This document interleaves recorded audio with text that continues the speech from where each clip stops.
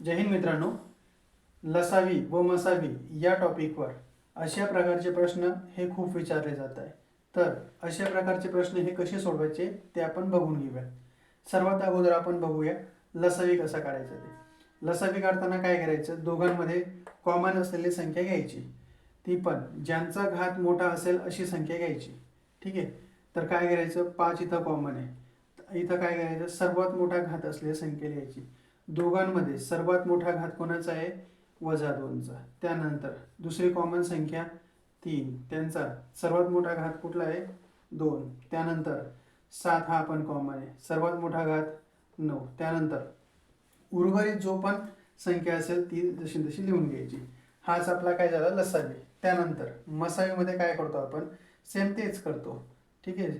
Common संख्या घ्यायच्या, इथं आपण मोठा घातांक घेतला होता, इथं लहान घातांक घ्यायचा. ठीक आहे.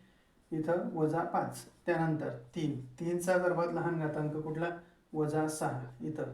त्यानंतर 7चा सर्वात लहान घातांक 4. हाच आपला काय मसावी झाला. इथं आपण उर्वरित संख्या लिहितो, इथं फक्त आपण कॉमन संख्या ज्या असतील त्याच लिहितो आणि त्यांच्यामध्ये सर्वात लहान घातांक ज्यांचा असेल ती संख्या आपण घेत असतो.